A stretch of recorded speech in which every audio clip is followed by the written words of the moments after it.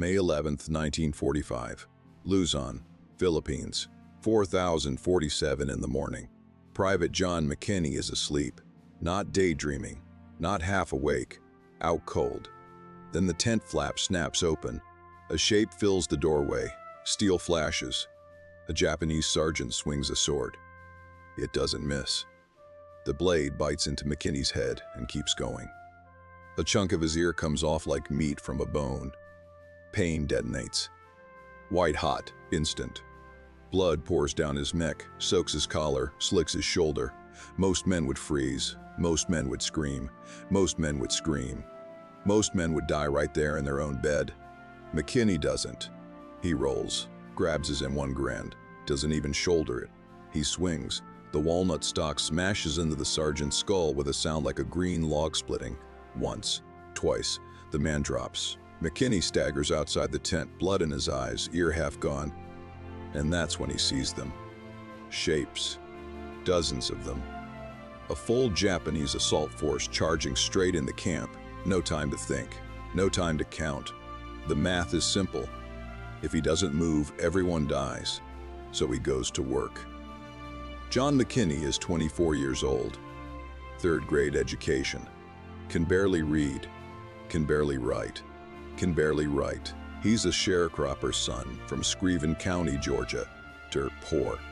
The kind of poor where missing a shot means your family doesn't eat. He learned to shoot the way other kids learn to read. Early, hard, no excuses. Squirrels at 50 yards, one shot. Head or nothing. You miss, you go hungry. That's the school he came from. The army didn't care much for men like him. Quiet, illiterate, didn't talk, but they noticed one thing. McKinney slept with his rifle, and he never missed.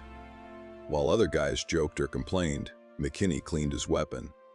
Checked it again. He didn't think like a soldier.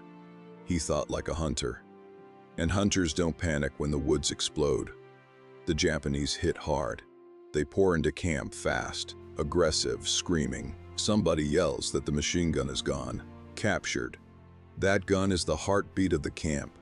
Without it, the line collapses. McKinney doesn't wait for orders. He charges. 10 enemy soldiers around the gun pit, alone.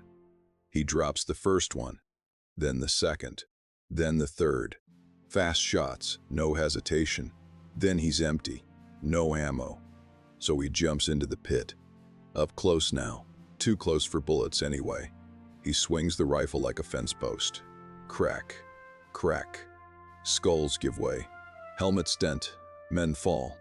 The buttstock splinters skin and bone. By the time it's over, the pit is quiet. 10 men dead.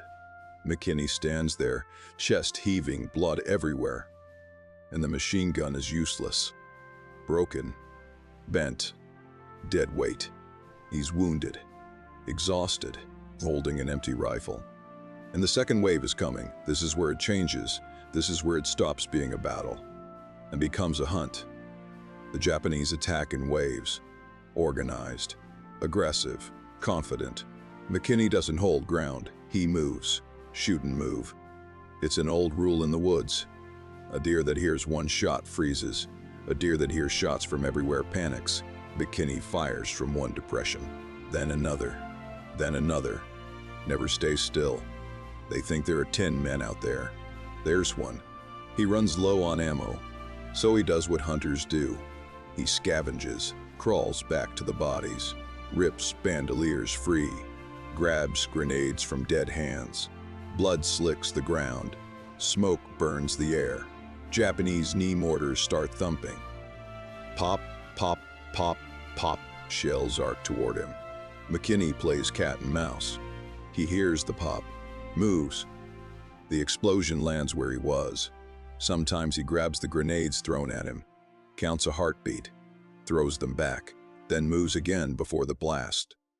They can't pin him, can't predict him. He's not fighting like a soldier. He's hunting like it's fall in Georgia.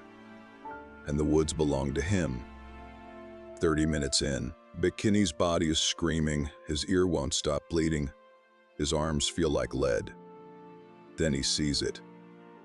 An officer, pointing, nodded McKinney. At the supply tents. They're flanking. If they get through, the camp is finished. McKinney doesn't hesitate. He sprints, cuts them off. Hand to hand again, a rifle butt caves in a face. A headbutt drops another man cold. One soldier tackles him. They roll. The man gets on top. McKinney twists. Breaks the ankle of the man standing on his head. The rifle stock finally cracks. Split nearly in half from smashing skulls. It's over. The jungle goes quiet. Reinforcements arrive. They expect chaos. They find McKinney sitting on an ammo crate. Calm. Holding what's left of his ear. A sergeant starts counting. Bodies everywhere. 38 around the gun pit. 2 near the mortars. 40 enemy soldiers. 36 minutes. 1 man. President Truman gives him the Medal of Honor. McKinney goes home to Georgia, back to farming. He doesn't talk about it, doesn't brag. The war never really leaves him. Nightmares come. But he stays quiet. Because he was never a killer. He was a hunter, and for 36 minutes in the Philippines, he was the deadliest hunter in the Pacific.